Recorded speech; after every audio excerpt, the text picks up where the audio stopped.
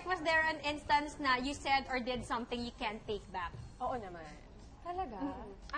Pwede ba nga? Yes, of course. Sa work. please. Okay, yeah. Ay, hindi, sa work. Like, kapag nagla-live ka, Oy, totoo. tapos, syempre, tatanungin ka. Tapos, habang nagtatanong yung anchor, may isip ka ng sagot. Pero kapag dinadeliver mo na yung sagot mo, kung ano yung naiisip mo, at sinasabi mo, tapos may voice sa isip mo na nagsasabi, ano ba yung sinasabi mo?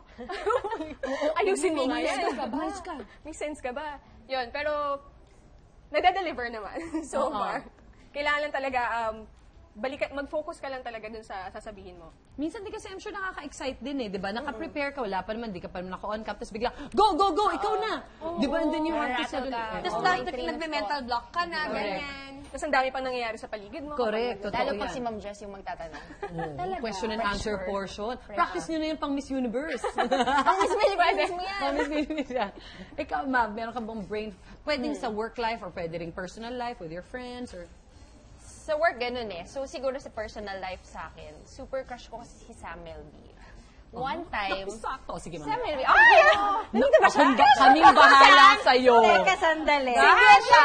Single. Oo. Ayan na!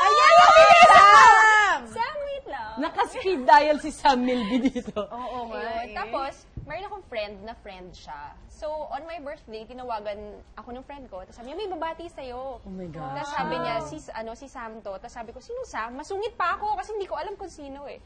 Tapos sabi niya, Sam Milby. Tapos parang ako, never ako nasa starstruck. Na-starstruck ako sa phone. How old were you then ba? I mean, how long ago was that pala?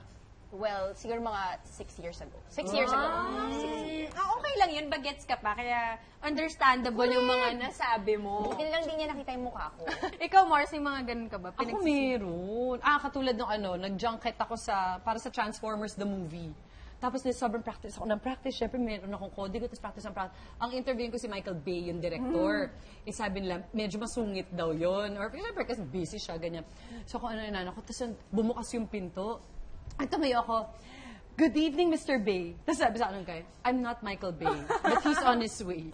Tapos kinukwento ko to kay Paolo, sabi niya, hindi ba alam ang itsura ni Michael Bay? Ito na nga alam ko ang itsura ni Michael Bay. Hindi mo lang alam ba't mo sinabi So, sobrang nervous ko kasi bumukas yung pinto, may pumasok na lalaki, akala ko siya na yun. Tawan-tawa yung guy, don't worry, kaya nung pagdating niya, na-relax na ako, hi, Mr. Bay. Yeah! We meet again! We meet again! Well, for me. Yung sa akin naman, nag-iisa lang naman yan, Mars. Yung may napagkamalan akong Becky. My God, you're the best naman kasi yun. Yun naman kasi bagong gising talaga ako. Tapos yung mga bisita talaga namin dito, sa Mars. Oo, yung isa beauty queen. Yung isa, Becky. Becky Queen, oo. Akala ko pareho silang Becky. So, tinanong ko first ko, bakit diba? Yung boses mo, Ang sabi niya. liit. Kasi sobrang amazed ako na parang girl talaga. Apparently, girl pala siya. Kasi niya. What? Sabi sa akin, huh? Kasi siguro, gulang-gulang din siya sa tinatanong. Tapos sila Thor, ganyan, nawala sila lahat sa tabi ko. Kasi pero sila wala Kasi ikaw yata nagsabi, di ba na, Hoy, ano babe, ka ba, babae babae siya. yan? Tapos ako, tapos pumunta Yun ako dun talaga, sa literal. dressing room, naglako sa tawan-tawa ako. Nawala sila. Gra- Tapos parang, So, hindi ko ano talagang lumubog. Tapos sabi ko na lang na parang, grabe, alam nyo, ang lalaki nyo kasing mga babae. Tapos parang, sa exit na kasi, wala na. I couldn't save myself anymore. Wala na. Tapos the whole time na nandito, hindi ko siya matignan sa mata. Katabi ko siya. Ay, yun talaga yung para sa akin, pinaka-terribleng brain fart. Mula talaga nun, sinasabihan ko na yung sarili ko na parang kung may manotice ka, may makita ka, don't Wag ever muna. say anything. Kasi usually yung mga ganyan, kunwari Pang small talk kasi yun eh. oo, di or ba? minsan buntis.